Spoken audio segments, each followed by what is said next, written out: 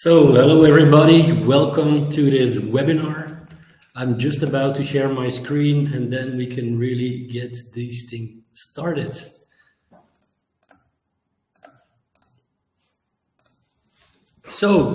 This webinar is all about introducing you to the new world, the new field of AI-powered strategic intelligence. Again, welcome for you all to join. And my name is Vincent Defour. I'll be your host of today. I'm the CEO of Trendtracker. I have a background in strategy, innovation, and consulting. If you want to connect with me on LinkedIn, please do. You can scan the QR code. On a personal level, I have an interest for everything sci-fi related and space. You also see my credentials. We can share that with you afterwards. Now, who are we? Trendtracker. As a company, we exist 4 years. We are from Belgium, from Ghent. We are one of those fast-growing scale-ups with our SaaS platform, and we have won several awards with what we do. And what we do can best be explained as indeed AI-powered strategic intelligence. So Trendtracker enables you as decision makers to remain competitive.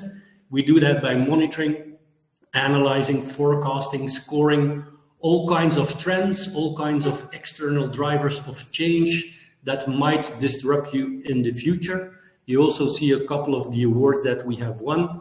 And also, if I would zoom in on our portfolio of clients, you can actually see that we're quite industry agnostic. We work for corporates, we work for academics, we work for SMEs. These are some of the biggest brands that we are collaborating with. And as you can see, it's really a bit of everything, going from finance to sports, media, consumer goods, and so on. We also have strong ties with the academic world, originated from the academic world, and are active in a couple of communities. Now, what will you learn in this 1 hour? The agenda that I've made for you is all about first understanding why strategic intelligence is of value in today's world. Give you a small introduction, also show you how AI is improving the game of strategic intelligence, zoom in on a couple of AI use cases, and then some real tangible customer stories that are using this kind of new way of strategic planning into their day-to-day operations.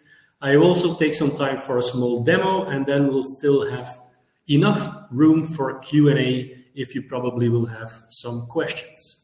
Now, okay, let's just start with understanding today's challenges. I don't think this is anything new that I will tell you.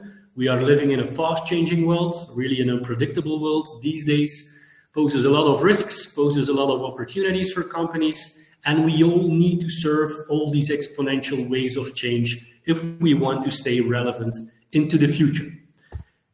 There was a recent study that I just found from KPMG that said that because of these accelerations, they see executives are saying that they need to shift from, let's say, set strategies, 3-year strategic cycles, to a more of an agile, continuous way of strategic planning to stay relevant. Because change is happening in different ways. It's technology disruption, geopolitical disruption, economic, workforce, environmental. Well, I don't have to tell you, there is a lot going on that executives have to deal with, and most of these executives are saying that they feel not so comfortable with the pace of change and how they have to deal with all that. Now, another study from McKinsey, a little bit more old, has done a study and has proven that if you're able to get it right, if you're able to anticipate change in the long term, that you can outperform your competitors on almost any financial metric, including company revenue, with up to 47%. So this is really moving high up the priority of CEOs because they see the added value, they see the competitive edge that these kinds of new ways of doing strategy is creating for them. And this is really where strategic intelligence comes into play, because it can enhance decision-making and it can gain you that competitive edge. Now, first, zoom in on really what do we mean? What's the name strategic intelligence? Well, it's all about data. It's all about gathering in a systematical way, analyzing, interpreting information that can support decision-making at the highest level. And really, if you would put it into a model, it's really a model where you need to collect structured data to understand what's happening. You need to identify potential clauses of why this is happening. Then you can really start forecasting the future or future trends on what's more likely to happen. And then it really becomes interesting because this can guide you and really makes sense of how you should act and how you can make it happen. Of course, the more you move up the chain, the more value it delivers to strategic positioning, but also the more complex, of course, these analytics algorithms become. And that's not the only truth, because you also need to take into account time. Time aspect in going from a set strategy to a continuous strategy is of increasingly importance. So you also need to be able to look at different time horizons, because we all are pretty confident with, let's say, the shorter term, 0 to 2 years. We all have a lot of data on sales, point of sales data, customer experience data, you name it. So we have a lot more certainty in that short term. But another study from McKinsey has proven if you want to go to that continuous agile way of changing your strategies, that you also need to take into account that near and long term is really where it becomes really difficult, because you have less data points about these longer term changes. And this is really where some other tactics like end-to-end strategic foresight comes into play, and where strategic intelligence is creating much more value into that end-to-end strategic foresight game as we move along. It's all about understanding past data points, what has happened in the past. You need to then map on who are you as a company, what's your footprint, what's your value chain, your external environment, and really map that out to be able to assess the current state of actors and trends that might potentially impact you today. And then you can move up the chain to really monitor these trends, forecast them, get some more insights about what's really driving that change before you start making sense of potentially assessing alternative futures. Creating scenarios, doing scenario planning to really make sense of what could be plausible or preferred futures for you as a company, which you can then prioritize your actions towards, and then really start benchmarking these strategic options, making what if statements. What if scenario one will become more of a reality? What will that mean for us? Which actions can we take? How should we respond to those scenarios? And this is really how strategic intelligence is looking for answers on all these different levels of longer term thinking. Now, really, this is about AI-powered strategic intelligence. So it's really about, can AI improve the game? Can AI improve strategic intelligence? In some cases, end-to-end. And this is really what I want to explain a little bit to you, because first of all, if you want to have that longer term vision, that longer term way of thinking and integrate that into your company, you need to understand that we as humans are really bad at forecasting or even predicting the future. There are numerous examples of the past that show us that we are not able to assess long-term change. Number one problem that we have as humans is bias. We're all biased. We're biased by the people we talk to, the companies we work in, the information that we consume. And this is all triggering our bias and making us more difficult to eventually assess the future. And I was a strategy consultant in my old days, and I was again and again in meetings where people said like, we should do something with this trend. We should innovate with this trend. It's now the time to do so. And then somebody at the other end of the table said, no, I'm not really seeing it. A guy that I know who knows a guy who knows a guy says this. And this was actually happening at a strategic, let's say, executive level of companies. And it was all fueled by personal bias. So this is also where AI can play a role in objectifying, making the subjective less subjective. To give you an example of how bad we are at predicting the future, I don't know how aware you are with the RAND Corporation. It's a non-profit US think tank. They originated out of World War II, and they're actually being quite successful and quite an impact on this whole strategic foresight game. They invented methods like the Delphi technique, also scenario planning originated from them, and they have made some accurately predicted advancements in the future, but there are also wrong a lot. And this was one example that I found about the report that they did back in 1964 about which trends would eventually impact us by when. And I don't have to read them out loud. You can see the examples going on here. Man landing on the moon, direct recording information to the brain, a military force on the moon. All these kinds of things, they're not so far off, but really is far off is the timing. And this is really where we as humans, from our own personal bias, tend to get the timing wrong. These guys were thinking about the future day in, day out, thinking about possible evolutions, technology evolutions, and they had it wrong from a timing perspective. There's even a law about that. It's called the Amara's law. The Amara law tells you that we tend to overestimate the effect of technology in the short run, but we tend to underestimate the effect of that in the long term. And this is all linked to that timing aspect. Now, of course, the whole point of this is understanding, will AI be able to do a better job? Even if we understand that AI is still in its infancy, if you compare it to a baby, we're still at the sitting or crawling phase of a baby. We're not even running around, if you would compare that. There is another model that compares the current state of AI intelligence with ants, birds, chimps, and eventually humans, and what it potentially is Einstein. And as you can see, we're still at that inflection point of growth, of exponential evolution, but things can change rather fast. It can go rather fast from, oh, this is really a funny, adorable robot, to what the fuck is happening here, to quote this particular statement. So our brains is really not wired to deal with that exponential growth that we will see happen in the next, or in the mid and long term. Now, I also found this statement while creating this presentation. It's not an old statement from Sam Altman, and he said, like, AI will probably most likely lead to the end of the world, but in the meantime, there will be great companies. It's kind of disconcerting that a guy in this position is giving these kinds of statements about the evolution of AI. Okay, but now bring it back to strategic intelligence, strategic planning, and AI. Why can't we still use conventional methodologies like you probably all are doing today?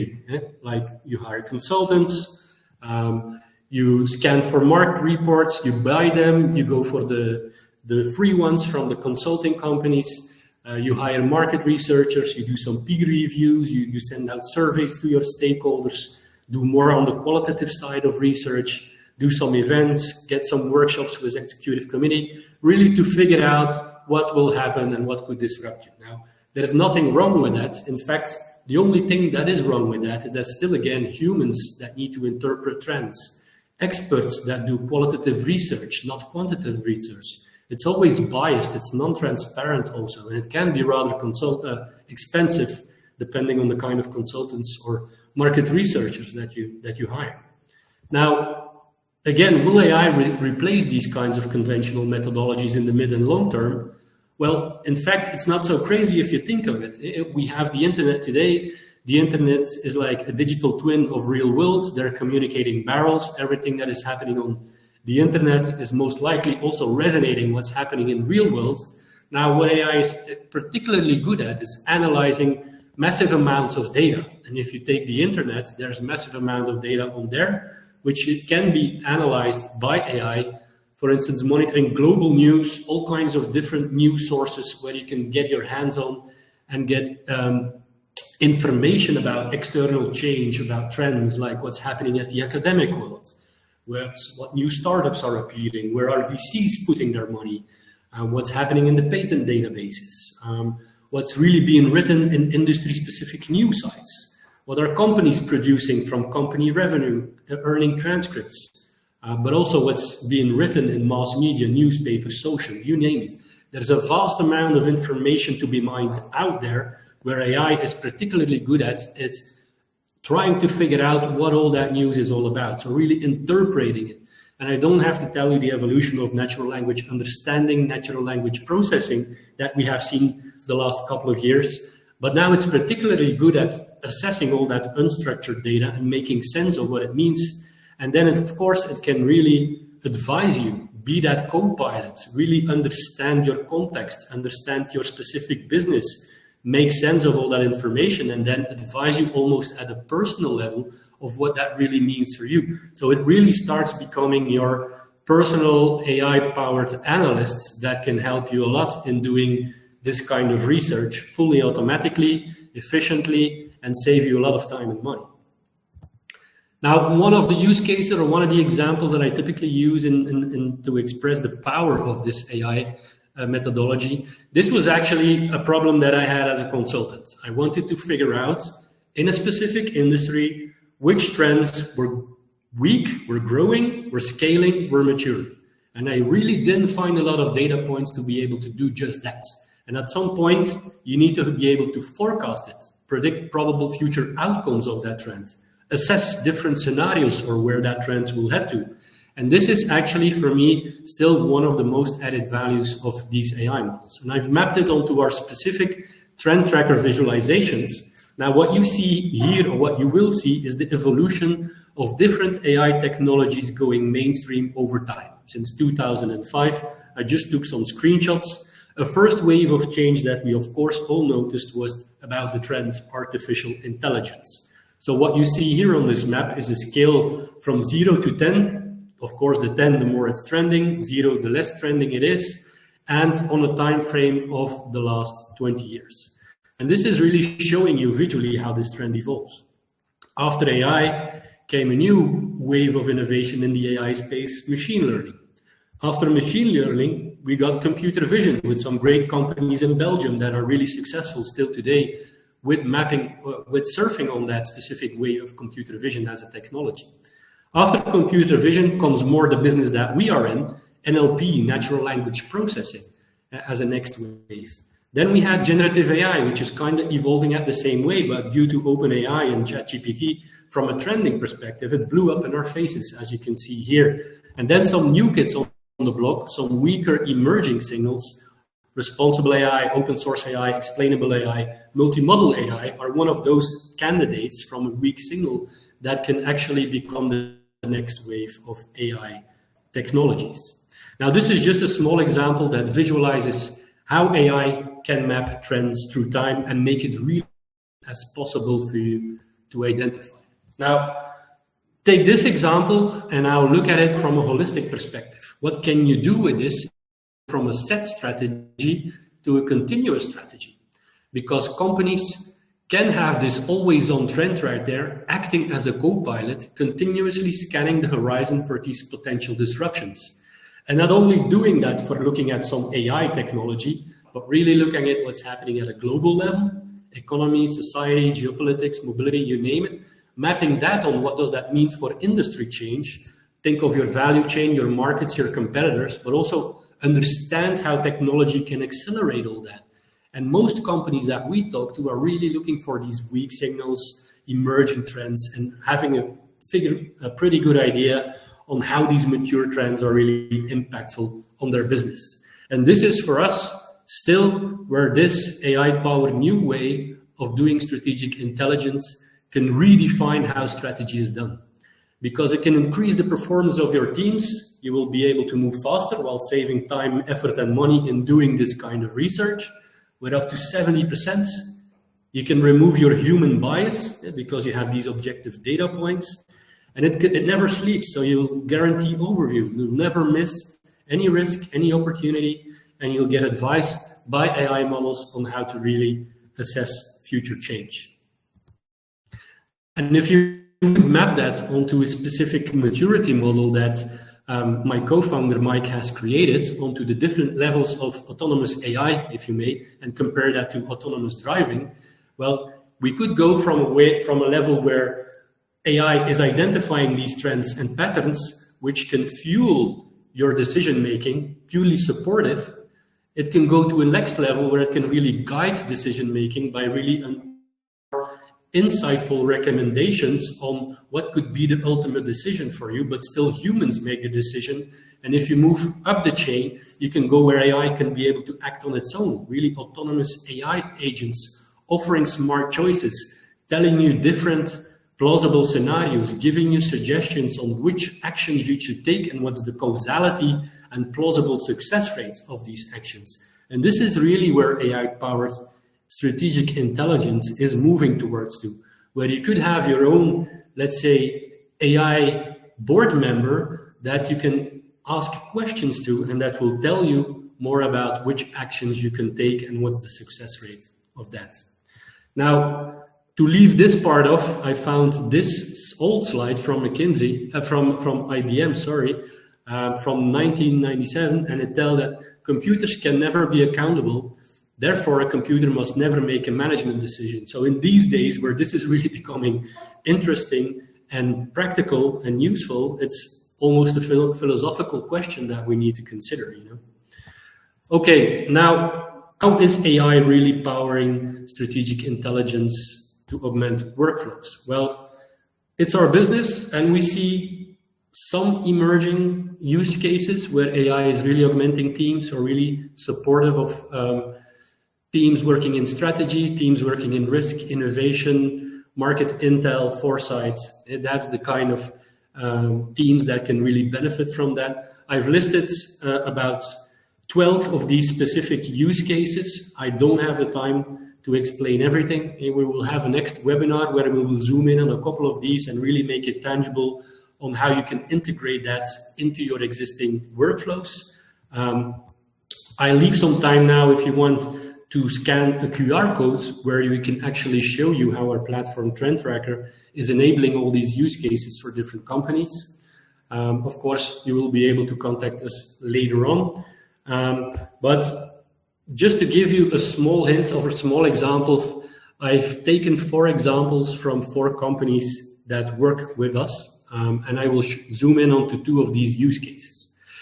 Aegeus, where we work for a strategy team, the use case there really is horizon scanning. I will show you in a bit how that looks like.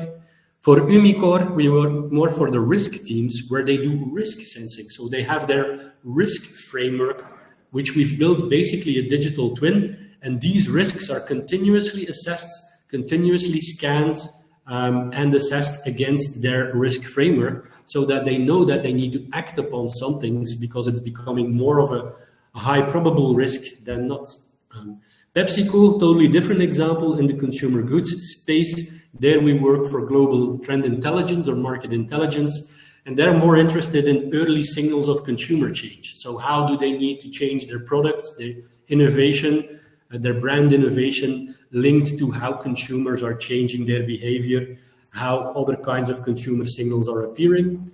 And then a completely different use case is for, I can't give the name, but it's a private equity fund from Singapore. And there we support the strategic investment team. They have a 400 billion portfolio of investments, and they're looking for the next big things that they need to put their money in. Those were the guys that invested in the FTX. They're also talking to OpenAI to invest in. So they're really at the high end of the ball game, and they use these kinds of AI-powered foresight scanning to be able to know where to put their money the next coming 5 to 10 years. But let me zoom in on a specific example. This is one of our oldest customers, most valued customers still. We've been working for them for the last 5 years, and Aegeus is on a mission to really integrate that long-term strategic thinking into the DNA. So not only into the strategy team, but into the culture of the whole company, because insurance is a long-term game. Insurance invests in things that will happen in 40, 50 years if you have life insurance, for instance. So this is really where they see the added value of having that long-term strategic plan. For those who don't know Aegeus, they are a 200-year-old company from Belgium. They're older than Belgium itself. They are about 50,000 employees operating in 13 countries, mostly Europe, but a big chunk is happening in Asia. And they have about 50 million customers. So really one of those mid-sized big insurance companies, if you may. And where we add value here is really, you have then first the executive committee, which is being fueled by ideas coming from corporate strategy and corporate risk. And we are really at the crossroads there where we support the corporate strategy team and corporate risk team with what you call horizon scanning. And this then fuels an internal community of all kinds of local strategy teams, innovation teams, and it's supported by a think beyond global community, like a community that they've built, which changes every year with representatives from around the whole company that need to assess a couple of these trends. So what we do for them is a yearly process. They use Trendtracker. We do two things. We have mapped their environment into 10 megatrends, which is about 150 trends, and we score these trends two ways. We score it with AI, and we score it with specific internal respondents. So about 2,000 employees operating in those 13 countries. And what comes out of this model is actually a dual approach, the best of both worlds. They can really assess what's happening or what the AI is telling them that is happening and what their internal mindset is about what's happening. And the combination of that is really what steers their thinking. So the whole process is like this. At first, we have that global community that assesses all the trends inspired by the Trendtracker AI on what's emerging, what's growing, what's declining.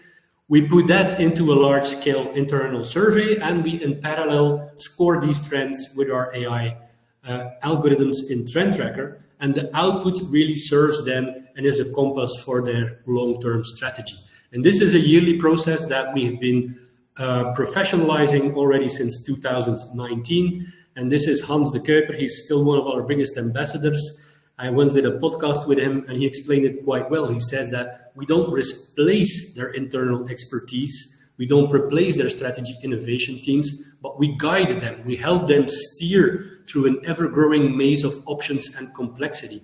And this is for me really well spoken on how these new breed of AI models can support large-scale enterprises who have experts in all the fields. Okay, so now before I jump into a demo, the second use case that I want to elaborate on is PepsiCo.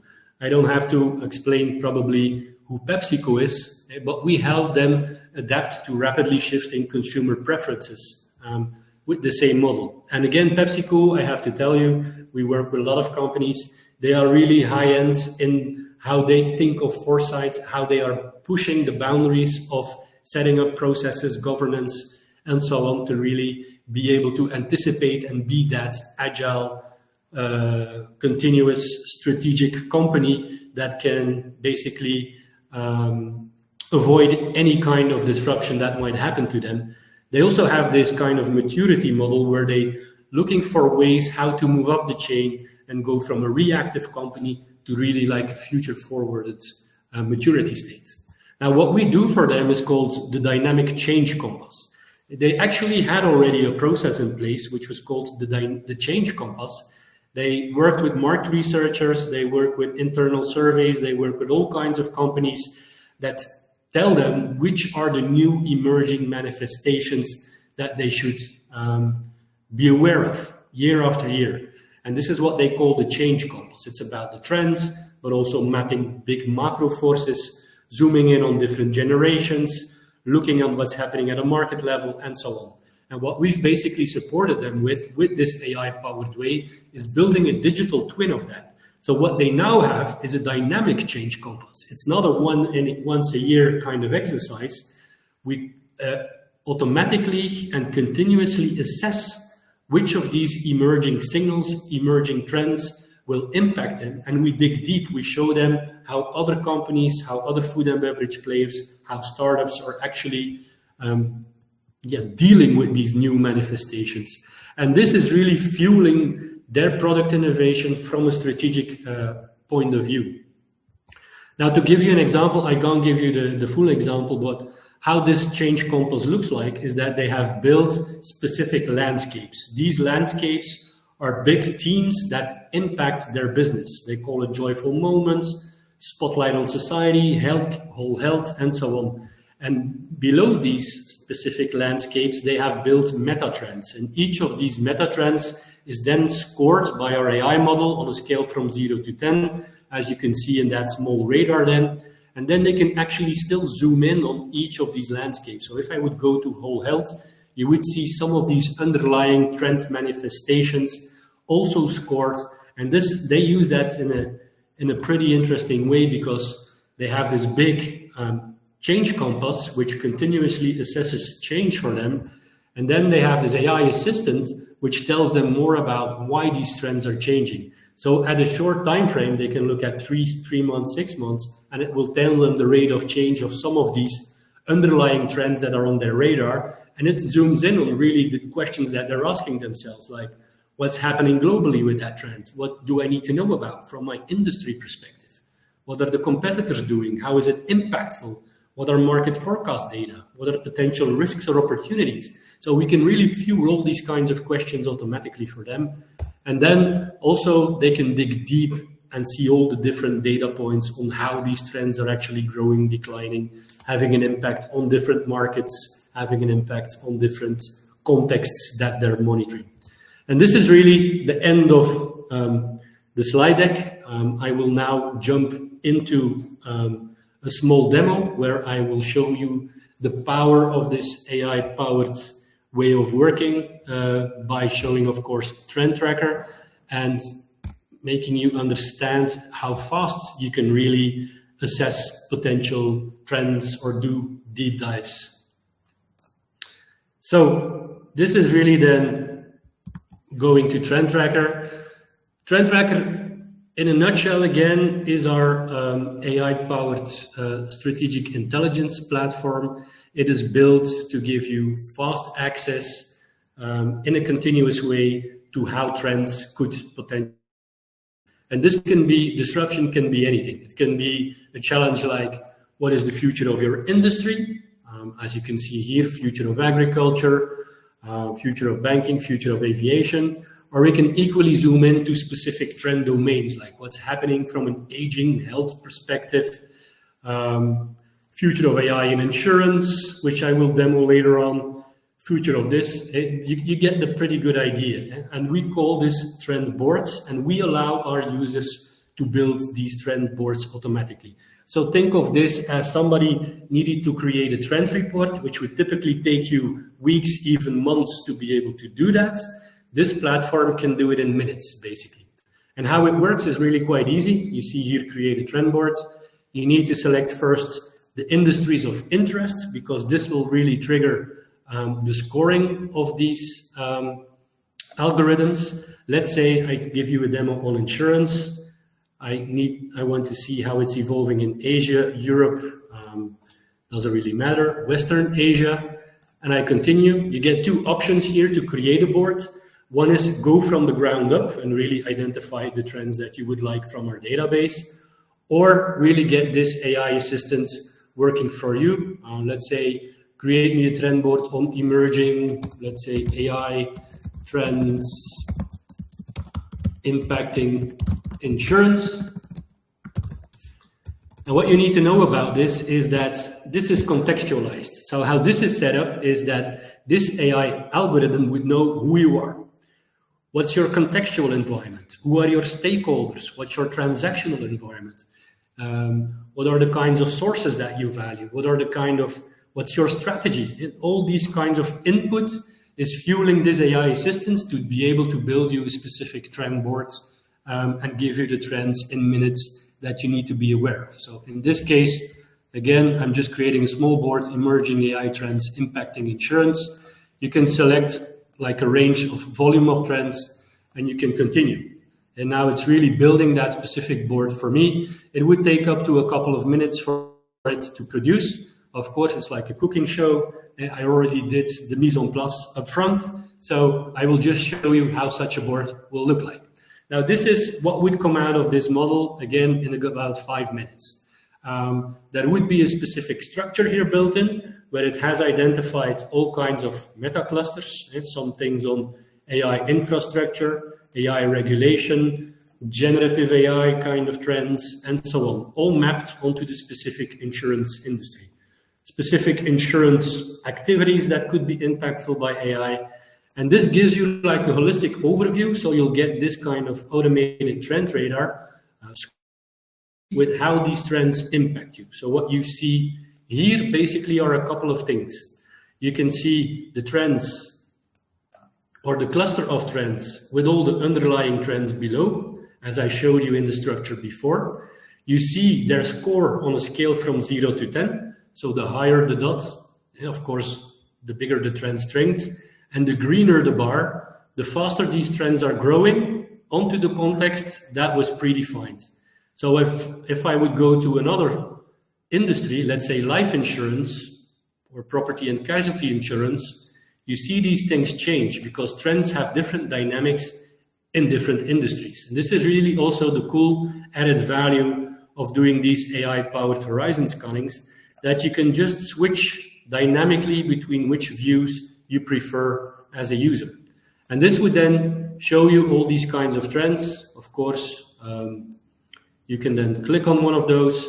It would give you like a card with some basic metrics that I will explain a little bit later. And if you say, okay, interesting, I want to really see now how generative AI is impactful on the insurance industry, you can then go to the lowest level of these trend boards. And again, this is all assessed automatically. It's a purely data-driven model. This is just AI giving you some answers to questions. Now, a first step is that we show you these trend metrics.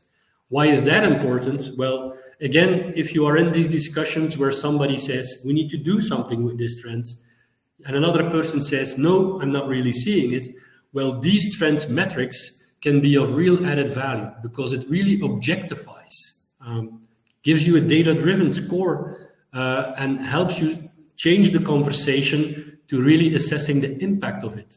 So what you see here now is, I will just explain it, on a scale from 0 to 10, how trending is that trend today? In this case, it tells you it's a 6.8. It's scored on insurance globally, which you can then, of course, switch, and you would see that these scores change a little bit because it's logical. Again, trends have different footprints in different regions and different industries in the world.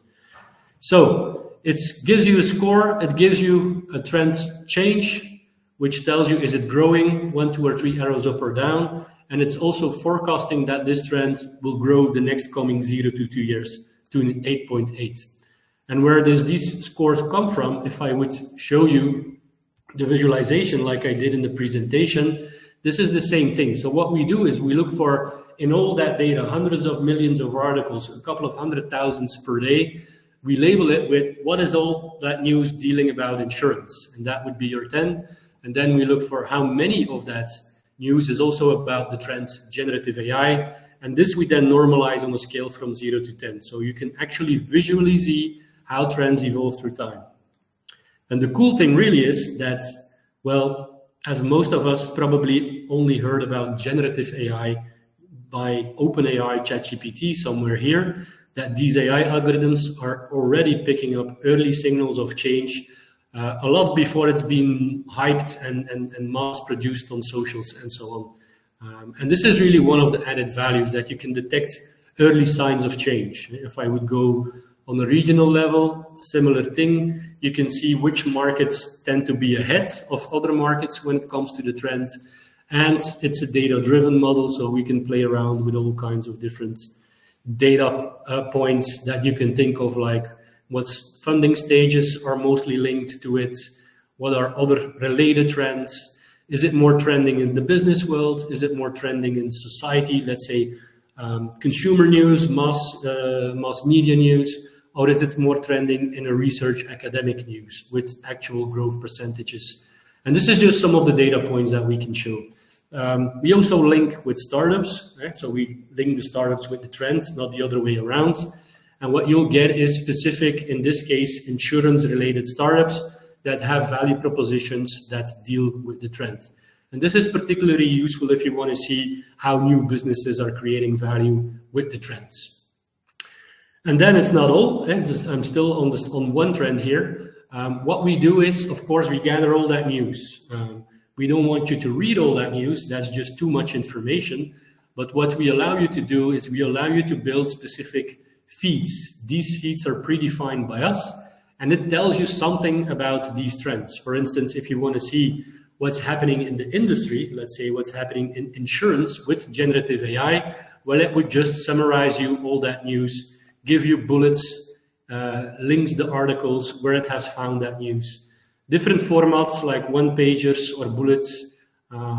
If you, for instance, want to zoom a little bit deeper, like who is launching products in my industry with generative AI, you take another news feed, it would also summarize and give you the kind of headlines that is useful for you. Similar to startup news, market forecast data, even consultancy reports that deal with Gen AI, it's all really here linked to this kind of trends. And now to give you the idea of the effectiveness of this is that I'm still at one level of a trend. You see all these trends here. There are a lot of these trends in here. Within a matter of minutes, you will get all that information up front. And then, of course, if you look at it this way, you can say, well, Vincent, okay, this is about, I would say, 100 trends that are now continuously assessing that change. You show me a lot of information. It's still a lot of work to really digest through all that information that is continuously changing. And that's why we are pushing more of an AI co-pilot. We call it our AI-powered strategy analyst, which makes sense of all that data for you. So we allow it to put a layer on top. You can set some short-term timeframes. In this case, it's predefined on which of these trends in my board have changed, particularly over the course of the past 3 months, what you see here. And then it's really start assessing it on a shorter term. Let's say you can see some of the changes some of the trends that are really growing fast the last 3 months. You can click on it, and what it will do now is it will, based on specific strategic questions that you might have, that you typically ask yourself if you are doing this kind of analysis, is that it will suggest or really predefine all that information for you. For instance, if you want to know what's really happening globally with large language models in this case, it would again just summarize all that news for you. You can equally zoom in, know what's happening globally, fine, but what's really happening in my industry. And you can even be more granular, let's say, yeah, but I really also want to understand from a competitive intelligence perspective, how are they innovating with that trend? And this would then link the articles that it can find on all these different things. So this is basically telling you a little bit more about what's changing with that trend. But you can do a lot more if you know what's changing. If you link it back to the added value, strategic intelligence, what's changing, why is it changing, what can you do with that change? Well, these kinds of questions can be predefined by you, like what is changing? Okay, that's cool, but what are really the risks and opportunities for me? If you know who I am as an insurance company in this case, what are potential risks? What are potential opportunities in the short term, in the long term? How is it supportive of my strategic objectives? We can equally go further along the future cone and telling you, yeah, well, what could be potential scenarios for this? And telling you within your specific value chain or transactional environment, what's changing for you, and giving some input on, a lot on what can you actually do, hypothetical strategic actions that you can take if you would be that insurance company that I demoed. Okay, so again, this AI-powered analyst will make your life a whole lot easier, a lot more efficient and effective. Imagine that you need to go to your executive committee, you have a quarterly update, you go to the platform, it shows you what's changing, you pick out the information blocks that you find interesting. It supports automatic report briefing in the future, so you'll get your personal brief immediately in a couple of minutes, instead of having to put hours and hours and weeks of weeks into that work. And then again, it links back to that zooming out and seeing the longer term change, because I can equally then go back to large language model, the detail page, and really deep dive, seeing it growing over the course of a couple of years, understanding more startups, and really deep dive all the nitty-gritty information that you can think of that you might find interesting to report out. Okay, so this is about it, what I wanted to show you. This was just one small example of a board. We have specific bigger boards in here. Let's say a typical demo that I show is really a comprehensive board that starts from really big landscapes where you have political change, economical change, environmental change. And below that, you really start tracking these big macro forces. Economic change, like changing consumption, economic uncertainty, start tracking specific trends related to that, environmentally trends. So you can see that these boards can be really huge, really big, supportive of a big global horizon scan, getting you all the information that you need, or really zoom in, like I just explained, a specific technology set like AI and the impact it has on the insurance space.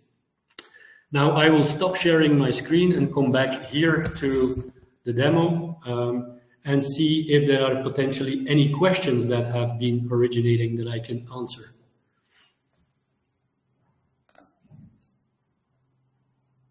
So feel free to add stuff to the chat. We still have about 15 minutes. I'm more than happy to explain any questions that you might have with this small, it's really a small introduction to the added value of AI-powered strategic intelligence. If not, also good, then we can close this webinar and we will share, of course, some information after this and we'll contact you if there is an interest. Okay, I'll just go one by one. From Tom Leenaerts, is it more of a trend watching tool or could it also predict upcoming trends for specific industries? Well, in fact, it is. It does two things. It scores the trends, so it actually identifies the trends first and it scores them onto your specific industry or more industries of interest, how the current state is today, but then it forecasts. It forecasts it in two ways. It tells you when will that trend impact you, or when will the strength of the trend grow? Short term, 0 to 2 years, 2 to 5, or 5 to 10 years. And what's the likelihood of this trend swing? So what's the score on a scale from 0 to 10? And this is really the forecasting aspect. This will tell you these trends are emerging. It's too soon to do something with it today, but the forecast tells you that in 2 to 5 years, this is one of the trends that you need to anticipate on. So it's already good to start doing some deep dives, really getting familiar with what that trend could do for you and disrupt you. Hope that answered your question, Tom. Then I'll just zoom into Angel Salazar. Great presentation. What are the main challenges your team has found in terms of, now it's going fast, in terms of data visualization? Well, of course, getting, first of all, speed to insight is an important metric because we can show you a lot of data visualizations, but in the end, you as a strategic analyst need to make sure that you have the right information at the right time. So for us, it's all about learning who are our customers, which visualizations do you prefer for which challenges, and making sure that these visualizations exist in the platform. And also the real-time aspect of it is not so easy to do. If you collect hundreds of thousands of articles, millions of data points, it needs to be, it's trends, they change. So you need to be able to support that with data visualization in almost real time. And that's also one of the challenges that we have. What sources of information are you pulling in? Okay, Aruji Agrawal, we're putting in 3 big blocks: academic, everything that's happening at the academic world, research publications, patent databases, university papers, that's one big block. Then a second big block, which we call business adoption. That's startup news, investment news, VC news, industry-specific news sites, startup databases also, so not just news, also databases, consultancy reports, earning company news sites, these kind of things. And then what we call societal news, which are like blogs, magazines, mass media, newspapers. Most of it is news. We also get our hands on market data and market research data if it's publicly available.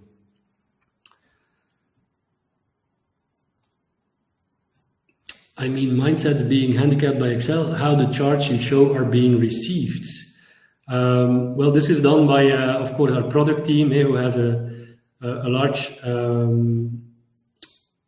user validation setup. We also have a customer advisory board that helps us make sense on which of these charts they value the most for which kinds of reasons. Stefan Perler, can one build tools on top of it in an automation way? Well, yes, of course. This is an AI-driven platform. You can just access the API and put it into your own dashboards or knowledge management systems and just get the scoring of the trends, the news of the trends, and so on. I think we are at the end of this. Angel Salazar has a different question. Can the scoring be fine-tuned to in-house criteria? The scoring aspect, not. So this is a proprietary scoring algorithm that normalizes these trends, but the action, I don't know if you saw these action suggestions, how you link the trends to a specific action, this can be tailored. So let's say for you, an emerging trend with a specific score would mean that you want to put it on your watch list, then we can add a watch list action for you. And this is personal and fine-tune it to your in-house criteria. Any other questions?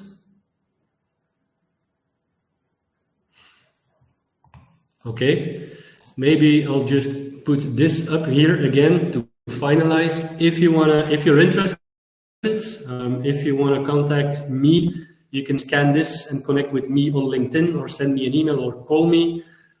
This is just, again, a small introduction about the new breed of AI-powered strategic intelligence platforms. We will be coming up with more webinars and really assessing the tool, using the tool to support specific use cases and show you how you can really integrate this kind of technology into your existing processes to augment your workflows. So I think I wasn't sharing my screen, but let me do it and then end the webinar here. So thank you again all for your attendance. We saw a lot of traction, a lot of interest. It is a new field. We see that this kind of new technology is really the next kid on the block when it comes to intelligence, and our vision is really to become that AI-powered colleague, AI-powered analyst, but for your strategy teams and help you make better and augmented decisions in the future. So thank you very much, and hope to see you for the next webinar. Bye.